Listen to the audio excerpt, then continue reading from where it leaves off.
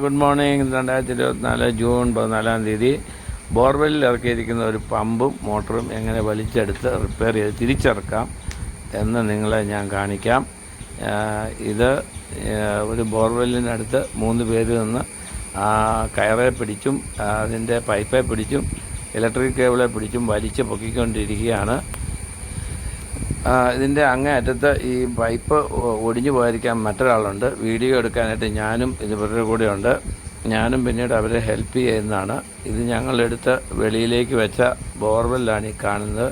ഇതിന് ഏതാണ്ട് ഒരു 4 അടിയോളം നീളമുണ്ട്. അതിൻ്റെ ഏറ്റവും മുകളിൽ അതിനെ ടൈ ചെയ്ത ഹുക്ക് നിങ്ങൾക്ക് കാണാം. ഇവിടെയാണ് ഈ കയറ് കെട്ടി നമ്മൾ താഴേക്ക് ഇറക്കുന്നത്. ഏതാണ്ട് 1.5 ഇഞ്ച് വണ്ണമുള്ള പ്ലാസ്റ്റിക് റോപ്പാണ് ഇതിനായിട്ട് ഉപയോഗിക്കുന്നത്. ഇല്ലെങ്കിൽ നൈലോൺ റോപ്പ് ഉപയോഗിക്കാം.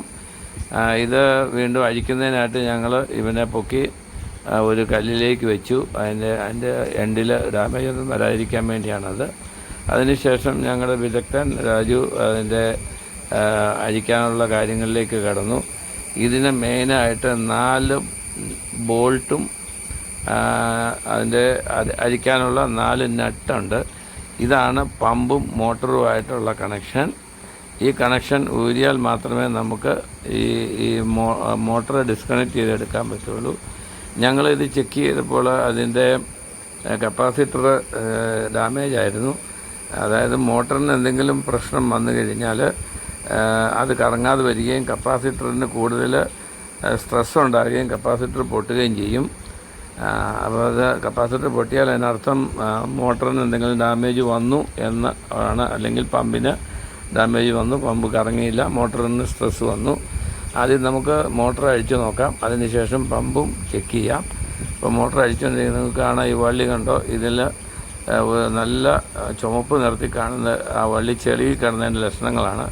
മഞ്ഞ നിറത്തി കാണുന്നത് അത് മുകളിലേക്കുള്ള ഭാഗമാണ്. വെള്ളത്തിൽ അധികം ടച്ച് ആയിട്ടില്ല. അപ്പോൾ ഈ ബോർവെല്ലിനകത്ത് നിറയെ ചെളിയുള്ള ഒരു അടിഭാഗത്ത് ചെളിയുണ്ട്. അതിനാൽ അടിക്കുമ്പോൾ കുറച്ച് കലക്ക വെള്ളം ആയിരുന്നു ഈ ബോർവെല്ലിൽ കൂടെ വന്നുകൊണ്ടിരുന്നത്. ഇതിന് ഏതാണ്ട് ഒരു 150 കൂടുതൽ അടി താഴ്ചയുണ്ട്. നിങ്ങൾക്ക് കാണാം. ഇപ്പോൾ 4 ബോൾട്ടും നട്ടും കാണാം. ഇത് വി-ഗാർഡ് കമ്പനിയുടെ ഓയിൽ ഫീൽഡ് സബ്മേഴ്സിബിൾ പമ്പാണ്. ഇതിനകത്ത് എഡിബിൾ ഓയിലാണ് അവർ ഉപയോഗിച്ചിരിക്കുന്നു എന്നാണ് എഴുതിയിരിക്കുന്നത്. എഡിബിൾ ഓയിലാണെങ്കിൽ വെള്ളത്തിൽ അല്പം കലർന്നാലും നമുക്ക് ആ വെള്ളം നമുക്ക് ഉപയോഗിക്കാൻ സാധിക്കും. അങ്ങനെ 4 പേരുടെ സഹായത്തോടുകൂടി ഇത് വലിച്ചു പൊക്കി വെളിയിൽ വെക്കുകയും അപ്പോൾ ഞങ്ങളത് ഡിസ്കണക്ട് ചെയ്തു, നട്ടെല്ലാം ഊരി. അപ്പോൾ അതിൻ്റെ മോട്ടർ താഴേക്ക് ഞങ്ങൾ മാറ്റിയെടുത്തു. ഇനിയിപ്പോൾ അതിൻ്റെ ഇലക്ട്രിക്കൽ കേബിളാണ് ഈ കാണുന്നത്. ആ ഇലക്ട്രിക്കൽ കേബിളും ഇനി ഡിസ്കണക്ട് ചെയ്തിട്ട് ഞങ്ങളത് കൊണ്ടുപോയി സൗകര്യപ്രദമായിട്ട് തിണ്ണയിൽ വെച്ചു. അതിനുശേഷം അതിൻ്റെ കമ്പോണൻസ് എല്ലാം ഞങ്ങൾ ചെക്ക് ചെയ്തപ്പോൾ ഫ്രീ മൂവ്മെൻ്റ് ഉണ്ട് എന്ന് മനസ്സിലായി. ഏതായാലും ഇതിൻ്റെ ഉള്ളിൽ ഭാഗങ്ങൾ കറങ്ങുന്നുണ്ട്. അപ്പോൾ എന്താ കാര്യം തെറ്റ് എന്ന് ഇനി മനസ്സിലാക്കണം. അതിനായിട്ട് കൂടുതൽ കാര്യങ്ങൾക്ക് വേണ്ടി ഇനിയിപ്പോൾ ഇവനെ അഴിച്ച് ഞങ്ങൾ എവിടെയെങ്കിലും ലൈറ്റിൽ കൊണ്ടുപോയിട്ട് വേണം അഴിക്കാൻ. അത്ര ഈസിയല്ല. ഇത് ഓയിൽ കൂൾഡ് ആയതുകൊണ്ട് അതിൻ്റെ അകത്തുള്ള സിസ്റ്റംസ് കുറച്ച് സ്ട്രോങ് ഫിറ്റിംഗ് ആണ്. സാധാരണ വാട്ടർ കൂൾഡ് സിസ്റ്റം ആണെങ്കിൽ വെള്ളമായതുകൊണ്ട് വെള്ളത്തിൽ കിടന്ന് ഓടുന്നതിന് അധികം വലിയ ടൈറ്റായിട്ടുള്ള ഇത് ആവശ്യമില്ല. ഇതാണ് അതിൻ്റെ റോട്ടർ. ഇതിന് റോട്ടർ എന്നറിയപ്പെടും. ഇതിന് ഏതാണ്ട് ഒരു 1.5 അടി കൂടുതൽ നീളമുണ്ട്. ഇതിൻ്റെ മുകളിലും താഴെ ഓരോ ബെയറിംഗ് ആണുള്ളത്. നടുക്കോടെ കാണുന്ന ഷാഫ്റ്റാണ് കാണാൻ. ഈ മുകളിലുള്ള ബിയറിംഗ് നിങ്ങൾക്ക് കാണാം. അതിന് പ്ലേ ഉണ്ട്. അങ്ങനെ പ്ലേ വന്നു കഴിഞ്ഞാൽ അത് പിന്നീട് അതിൻ്റെ വർക്കിംഗ് കണ്ടീഷൻ മോശമായി പോകും. താഴത്തെ വയറിങ് വലിയ കുഴപ്പമൊന്നുമില്ല, പക്ഷേ എങ്കിലും ഡാമേജ് ഉണ്ട്. ഇത് മെയ്ഡ് ഇൻ ജപ്പാൻ എന്നാണ് ഇതിൽ കുറിച്ചിരിക്കുന്നത്. ജപ്പാൻ്റെ ഒറിജിനൽ ബെയറിംഗ് ആണ് കിടക്കുന്നത് എന്ന് വന്നാലും അതിന് ലോങ് റണ്ണിൽ അതിന് ഡാമേജ് ആയി. ഏതാണ്ട് 5-7 കൊല്ലത്തോളം ഉപയോഗിച്ച റോട്ടറാണിത്. അതിൻ്റെ കാലാവധി തീർന്നു എന്ന് നമുക്ക് മനസ്സിലാക്കാം. ഞങ്ങൾ ഈ കമ്പോണൻ്റ് ഇനി ഇവിടെ നിന്ന് ഇത് ഞങ്ങൾ തുറന്നു. ഇനി അതിൻ്റെ ബാക്കി ഭാഗങ്ങളെല്ലാം ഇത് ലൈറ്റിൽ കൊണ്ടുപോയിട്ട് ഇതിന് ചേരുന്ന രീതിയിലുള്ള ഫിറ്റിങ്സ് അവർ ഇട്ട് തരും. അങ്ങനെയാണ്. അതിനുശേഷം ഇതിൻ്റെ കപ്പാസിറ്ററും മാറി ഇതും റിപ്പയർ ചെയ്തതിന് ശേഷം അതിന് ഫിറ്റ് ചെയ്തിട്ട് തിരികെ നമുക്ക് ഇവിടെ തന്നെ കൊണ്ടുവന്ന് ഇടാവുന്നതാണ്. അതിൻ്റെ റിപ്പയർ ചെയ്തതിന് ശേഷം റോട്ടർ ബെയറിംഗ് എല്ലാം മാറി 2 പുതിയ ബെയറിംഗ് ഇട്ടതിന് ശേഷം ഞങ്ങൾ ഇവിടെ കൊണ്ടുവരികയും അത് മോട്ടറുമായിട്ട് കണക്ട് ചെയ്ത് സൈറ്റിലെത്തിക്കുകയും ചെയ്തു. 3 ദിവസത്തിന് ശേഷം ഈ മോട്ടറെല്ലാം ഞങ്ങൾ കറക്റ്റായിട്ട് കണക്ട് ചെയ്ത് സൈറ്റിലെത്തിച്ചു. അവിടെ ഞങ്ങൾ ഇതിൻ്റെ പിറ്റപ്പ് തുടങ്ങി. ആദ്യമായിട്ട് തന്നെ മോട്ടറും പമ്പുമായിട്ട് അലൈൻ ചെയ്ത് ഫിറ്റ് ചെയ്യണം. 4 ബോൾട്ടാണ്, 4 നട്ടുമുണ്ട്. അത് കറക്റ്റായിട്ട് ഫിറ്റ് ചെയ്യണം. അതുപോലെ തന്നെ ഇതിൻ്റെ ഇലക്ട്രിക്കൽ കണക്ഷൻ വളരെ ശ്രദ്ധിക്കേണ്ടതായിട്ടുണ്ട്. ഇലക്ട്രിക്കൽ കണക്ഷൻ വെള്ളത്തിലായതുകൊണ്ട് ആദ്യം നമ്മൾ അത് സാധാരണ ടേപ്പ് വെച്ച് നല്ലപോലെ ടൈറ്റ് ചെയ്യും. അതിൻ്റെ എൻഡുകൾ തമ്മിൽ അത് പറഞ്ഞു പോകാതിരിക്കാൻ വേണ്ടി മാത്രമാണ്. അതിനുശേഷം വാട്ടർ ടേപ്പുണ്ട്. വാട്ടർ ടേപ്പിൻ്റെ ഗുണം എന്താണെന്ന് വെച്ചാൽ അതിനുള്ളിലൂടെ വാട്ടർ ഒട്ട് ഉള്ളിലേക്ക് പോകില്ല. അത് ഞങ്ങളുടെ സ്പെഷ്യലിസ്റ്റ് രാജു തന്നെ അത് അവിടെ ഇരുന്ന് കൈകാര്യം ചെയ്യുന്നുണ്ട്. നമുക്ക് കാണാം. ഇപ്പോൾ ടേപ്പ് ചുറ്റിക്കൊണ്ടിരിക്കുകയാണ്. ഈ ടേപ്പ് ചുറ്റിന് എന്താണെന്ന് ചോദിച്ചാൽ ഇലക്ട്രിക്കൽ കണക്ഷൻ കേബിൾ തമ്മിൽ ലൂസായി പോകാതിരിക്കാൻ വേണ്ടി. അതിനുശേഷം ഇതിൻ്റെ മുകളിൽ വാട്ടർ ടേപ്പ് ചുറ്റും. അതിൻ്റെ മുകളിൽ വീണ്ടും ഞങ്ങൾ ഒരു ഡബിൾ സേഫ്റ്റിക്ക് വേണ്ടി വീണ്ടും ടേപ്പ് ചുറ്റി ഇതാക്കും. ഇതാണ് ഹുക്ക്. ഈ ഹുക്കിലാണ് നമ്മൾ കയറ് ടൈറ്റ് ചെയ്യുന്നത്. 12.5 mm, അതായത് 1/2 ഇഞ്ചിൻ്റെ പ്ലാസ്റ്റിക് റോപ്പ് വേണം കണക്ട് ചെയ്യാൻ. ഹുക്ക് പറഞ്ഞു പോവോ അതുപോലെ തന്നെ ഈ പ്ലാസ്റ്റിക് റോപ്പ് പറഞ്ഞു പോവുകയോ ചെയ്താൽ ഈ കാണുന്ന മോട്ടറും പമ്പും വെറുതെ നമ്മുടെ ഓസയിൽ മാത്രമായിരിക്കും കണക്ഷനുള്ളത്. അത് വലിച്ചെടുക്കുകയെന്ന് പറഞ്ഞാൽ വളരെ ശ്രമകരവും ചിലപ്പോൾ അത് ഫെയിലാകാൻ സാധ്യതയുണ്ട്. അതിനാൽ നമ്മൾ വളരെ ശ്രദ്ധിക്കേണ്ടതായിട്ടുണ്ട്. നമ്മുടെ പ്ലാസ്റ്റിക് റോപ്പോ നൈലോൺ റോപ്പോ ആണ് സാധാരണ ഉപയോഗിക്കുന്നത്. ഈ കാണുന്ന നമ്മുടെ ഇലക്ട്രിക്കൽ കേബിൾ കവർ ചെയ്യുന്ന ഒരു പട്ടയാണ്. ഇത് നമുക്ക് ഇലക്ട്രിക്കൽ കേബിൾ ഡാമേജ് വരാതിരിക്കാൻ വേണ്ടിയാണ് അത് നമ്മൾ ഉപയോഗിക്കുന്നത്. ഇതാണ് മോട്ടറിൻ്റെ എൻഡ്. ഇതാണ് നമ്മൾ കുഴക്കലിൻ്റെ ഉള്ളിലേക്ക് പോകുന്ന ആദ്യത്തെ ഭാഗം.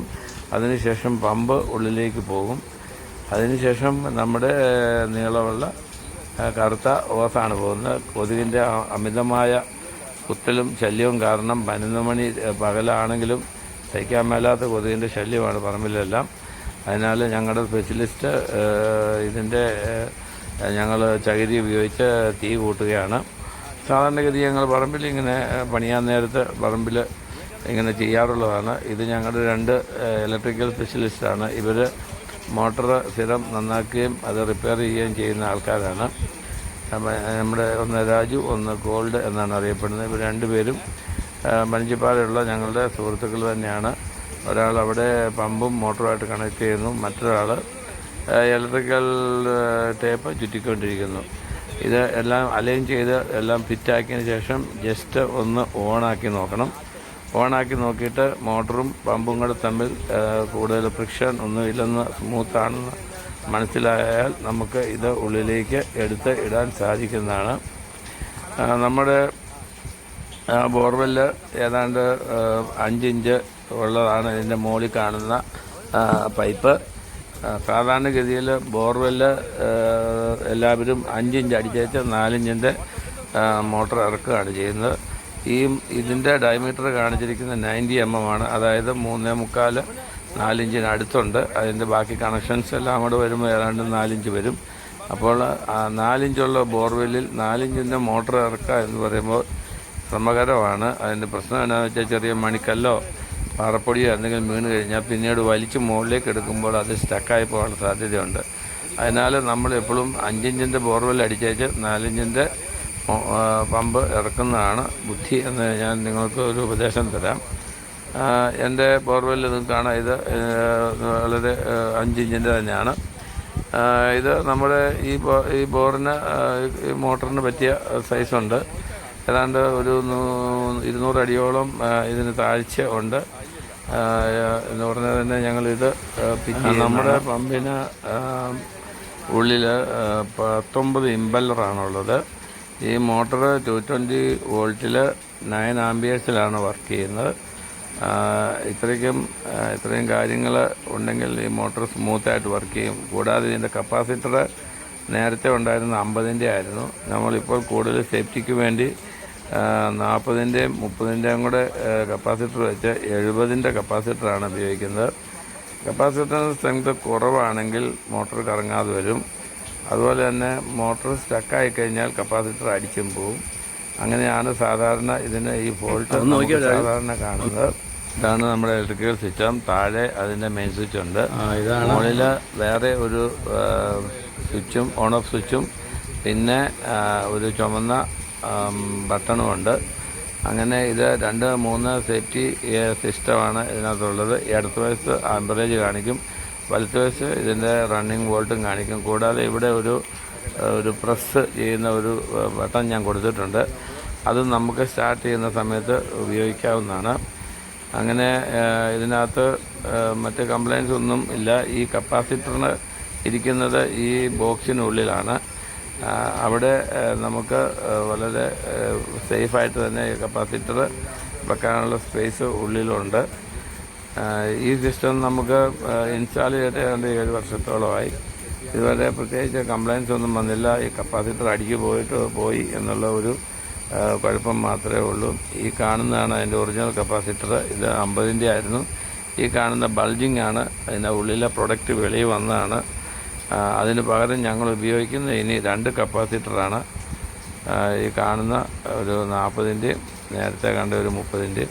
അപ്പോൾ ഇതിൻ്റെ ഫിറ്റിങ്സ് എല്ലാം റെഡിയായി. ഞങ്ങൾ മോട്ടർ ഒന്ന് റണ്ണിങ്ങിലാക്കി കഴിഞ്ഞപ്പോൾ അതും ഓക്കെ ആണെന്ന് മനസ്സിലായി. ഇനി ഇതിൻ്റെ കവർ ഇടണം. ഈ കാണുന്ന ഗ്യാപ്പ് നമ്മൾ ടൈറ്റ് പമ്പും മോട്ടറുമായിട്ട് കണക്ഷനാണ്. ഇതിലെ ചെളി ഉള്ളിൽ പോകാനുള്ള സാധ്യതയുണ്ട്. അതിനാൽ ഇവിടെ നമുക്ക് ഒരു മെറ്റലിൻ്റെ ഒരു അരിപ്പ അവിടെ നമ്മൾ ഫിറ്റ് ചെയ്യുന്നതാണ്. അത് ഞങ്ങൾ ഇവിടെ ഫിറ്റ് ചെയ്ത് കഴിഞ്ഞ് നമുക്ക് കാണാം. ആ അരിപ്പ നമ്മൾ ഉടനെ തന്നെ ഇവിടെ ഫിറ്റ് ചെയ്യും. ഇതിവിടെ ഫിറ്റ് ചെയ്ത് കഴിഞ്ഞു. അത് സ്ക്രൂ ഇട്ടാണ് അത് ഫിറ്റ് ചെയ്യുന്നത്. അതിൻ്റെ മുകളിൽ വേറെ ഒരു ടേപ്പും നമ്മൾ ചുറ്റുന്നതാണ്. നൈലോണിൻ്റെ ഒരു ടേപ്പാണത്. ഇത് സ്ക്രൂ ചെയ്ത് വെച്ച് അത് സ്ക്രൂ ടൈറ്റ് ചെയ്തു. ഇത് നമ്മുടെ ഇലക്ട്രിക്കൽ കേബിളിൻ്റെ ഇൻസുലേഷൻ അതും ടൈറ്റ് ചെയ്യണം. അതും ഒരു ടേപ്പിലാണ് നിൽക്കുന്നത്. അങ്ങനെ ഇത്രയും കാര്യങ്ങൾ എല്ലാം ചെയ്ത് കഴിഞ്ഞപ്പോൾ ഇത് റെഡിയായി. അവസാനം നമ്മൾ ഇതിൻ്റെ hook plastic rope 12.5 mm thickness 1/2 ഇഞ്ചുള്ള പ്ലാസ്റ്റിക് റോപ്പ് അല്പം ലെങ്ത് കൂടുതൽ എടുത്ത് വെളിയിലിട്ട് കെട്ടും. അതെന്തിനാണെന്ന് ചോദിച്ചാൽ ഡബിൾ ടൈ ചെയ്യാൻ വേണ്ടിയാണ്. ആദ്യം ഒരു കെട്ട് കെട്ടും, അതിൻ്റെ പുറമേ നമ്മൾ ഒരു കെട്ടും കൂടെ കെട്ടി അവനെ ഉറപ്പിക്കും. ഈ കെട്ട് ഒരിക്കലും ബോറ് നമ്മുടെ മോട്ടറിൻ്റെ ഡയമീറ്ററിൻ്റെ വെളിയിൽ പോകരുത്. അത് ശ്രദ്ധിച്ച് വേണം ചെയ്യാൻ. ഈ കെട്ട് കൂടാതെ ഒരു കോപ്പറിൻ്റെ കേബിൾ ഇട്ട് നമ്മൾ ഒരു ടൈ ഇതിനകത്ത് ചെയ്തിട്ടുണ്ട്. അങ്ങനെ ഇതിൽ ഡബിൾ സേഫ്റ്റിയാണ് നമുക്കുള്ളത്. ഇത് കൂടാതെ നമ്മൾ ഇലക്ട്രിക്കൽ കേബിൾ ടൈ ഉപയോഗിച്ച് ഇടയ്ക്കിടയ്ക്ക് കേബിള് ഡാമേജ് ആകാതെ ടൈ ചെയ്യുന്നുണ്ട്. അത് നിങ്ങൾക്ക് കാണാം. ഇതിൻ്റെ മുകളിൽ ഇങ്ങനെ ടൈ ചെയ്താണ് ഞങ്ങൾ പോകുന്നത്. ഇത് ഞങ്ങളെടുത്ത് ഉള്ളിലേക്ക് ഇടുന്ന ഭാഗമാണ്. ഉള്ളിലേക്ക് ഇട്ട് കഴിഞ്ഞാൽ ഇത് മെല്ലെ 3 പേര് വേണം പിടിച്ചിറക്കാൻ. ഒരാൾ വടത്തെ പിടിക്കണം, ഒരാൾ കറുത്ത ഓസെ പിടിക്കണം, ഒരാൾ ഇലക്ട്രിക്കൽ ടൈ കെട്ടി ഇലക്ട്രിക്കൽ കേബിളെ പിടിച്ച് മെല്ലെ ഇത് ഇറക്കാൻ സാധിക്കുകയുള്ളൂ.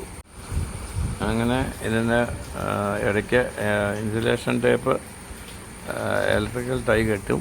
അങ്ങനെയാണ് ഇത് താഴേക്ക് ഇറക്കിക്കൊണ്ടിരിക്കുകയാണ്. ഈ ഇടയ്ക്ക് ഞങ്ങൾ ഈ കയറിന് ഓരോ ടൈ ഇടും. അത് എന്തുകൊണ്ടാണെന്ന് ചോദിച്ചാൽ ഇത് പിന്നീട് വലിച്ച് മുകളിലേക്ക് പൊക്കാൻ നേരത്തെ ടൈ ഉണ്ടെങ്കിൽ എളുപ്പമാണ്. ടൈ ഉണ്ടെങ്കിൽ നമുക്ക് ഇങ്ങനെ ഈ ഒരു സ്ക്രൂ ഡ്രൈവർ ഇങ്ങനെ ടൈയുടെ ഉള്ളിൽ കൂടെ കയറ്റി വെച്ച് കഴിഞ്ഞാൽ അവിടെ ഇത് അനങ്ങാതിരുന്നോളും. നമ്മളിത് വലിച്ച് കയ്യെ പിടിച്ച് ബലമായിട്ട് പൊക്കി നിർത്തേണ്ട ആവശ്യമില്ല. ഈ കാണുന്ന ഇലക്ട്രിക്കൽ ടൈ ഞങ്ങൾ കെട്ടിയിരിക്കുന്നതാണ്. ഇവിടെ ഏതാണ്ട് 10 അടി അകലത്തിൽ ഞങ്ങൾ ടൈ കെട്ടിയാണ് പോകുന്നത്. ഇടയ്ക്ക് മടുത്തപ്പോൾ ഞങ്ങൾ കടുങ്കാപ്പിയും പപ്പടപോളിയും കഴിച്ചു. അതിനുശേഷം അല്പം മഴയെ മാറിക്കഴിഞ്ഞപ്പോൾ വീണ്ടും ഞങ്ങൾ കാണാം ഒരു സ്ക്രൂ ഡ്രൈവറിലാണ് അത് ഇരിക്കുന്നത്. വീണ്ടും ഞങ്ങൾ ഞങ്ങളുടെ വർക്ക് കണ്ടിന്യൂ ചെയ്തു. ഏതാണ്ട് ഒരു 1.5 മണിക്കൂറിന് ശേഷം ഞങ്ങളുടെ ആക്ടിവിറ്റീസ് തീരാറായി. ഇത് ഫൈനൽ സെക്ഷനിലേക്ക് എത്തി. ഫൈനൽ സെക്ഷനിലെത്തുമ്പോൾ ഈ ഇലക്ട്രിക്കൽ കേബിളിൻ്റെ നീളവും ബാക്കി ഈ ഇലക്ട്രിക് കേബിളിൻ്റെ വെളിയിലുള്ള നീളവും ഉള്ളിലേക്ക് പോയ നീളവും തമ്മിൽ കറക്റ്റായിട്ട് മാച്ച് ചെയ്യിക്കണം. അതിന് ഈ ക്യാപ്പ് ഞങ്ങൾ മുകളിലേക്ക് അല്പം പുഷ് ചെയ്ത് അതിൻ്റെ കറക്റ്റ് മാച്ചിങ് ആയിട്ടുള്ള ലെങ്ത് കൊണ്ടു നിർത്തി. അപ്പോൾ ഇത് പഴയ അത്രയും നീളം ഉള്ളിലേക്ക് പോയി എന്നാണ് അർത്ഥം. അപ്പോൾ ഇതിൻ്റെ ഏറ്റവും ബോർഡറിൽ തന്നെ എത്തിയിട്ടുണ്ട്. കറക്റ്റ് ഫിറ്റിംഗാണ് വന്നത്. ഞങ്ങൾ അതിനുശേഷം ഈ വള്ളി കൊണ്ട് അടുത്തുള്ള തെങ്ങിൽ വളരെ ബലമായിട്ട് ഉറപ്പിച്ച് വെച്ചു. നിങ്ങൾക്ക് നിങ്ങളുടെ ഈ ഇലക്ട്രിക്കൽ സെക്ഷനിലേക്ക് നോക്കിക്കഴിഞ്ഞാൽ കാണാം, ഇവിടെ ഏതാണ്ട് 9 ആമ്പിയറാണ് കാണിക്കുന്നത്. വോൾട്ടും ഏതാണ്ട് 220 അടുത്ത് വോൾട്ട് ഉണ്ടായിരുന്നു. ഇതാ വെള്ളം വന്നു തുടങ്ങി കഴിഞ്ഞിരുന്നു. സ്റ്റാർട്ട് ചെയ്ത് കഴിഞ്ഞപ്പോൾ കലക്കവെള്ളമാണ് വരുന്നത്. ബോർവെല്ല് ഉള്ളിലേക്ക് ഇട്ടപ്പോൾ അടിയിലത്തെ വെള്ളം കലങ്ങിയിട്ടുണ്ട്. അത് കുറച്ച് ഒരു 3 മിനിറ്റ് 5 മിനിറ്റ് അടിച്ച് കഴിയുമ്പോഴത്തേനും തെളിഞ്ഞ വെള്ളം വരാൻ തുടങ്ങി. നല്ല തെളിഞ്ഞ വെള്ളം തന്നെ വരുന്നുണ്ട്. ഇനി ഇന്നൊരു 10 മിനിറ്റ് അടിച്ചതിന് ശേഷം നാളെയോ മറ്റന്നാളോ സൗകര്യം പോലെ ഇതടിച്ച് ഒന്നുകൂടെ നമുക്ക് തൃപ്തി വരുത്താവുന്നതാണ്. ഇങ്ങനെ ഏതാണ്ട് ഒരു 10 മിനിറ്റോളം അടിച്ച് നോക്കി. അങ്ങനെ കേബിളെല്ലാം കറക്റ്റായിട്ട് കെട്ടി എല്ലാം ടൈ ആയി. ഈ വർക്ക് ഞങ്ങൾ ഏതാണ്ട് ഒരു 2 മണിക്കൂർ കൊണ്ട് ഇത് വളരെ വിദഗ്ധമായി തന്നെ ഉള്ളിലേക്ക് ഇൻസേർട്ട് ചെയ്യുകയും എല്ലാ വർക്കുകളും ഭംഗിയായി തീർക്കുകയും ചെയ്തു. നിങ്ങൾക്ക് വേണ്ടി ഈ വീഡിയോ ഷൂട്ട് ചെയ്തുകൊണ്ടിരിക്കുന്നത് ഞാൻ പൂഞ്ഞാർ കുര്യൻ.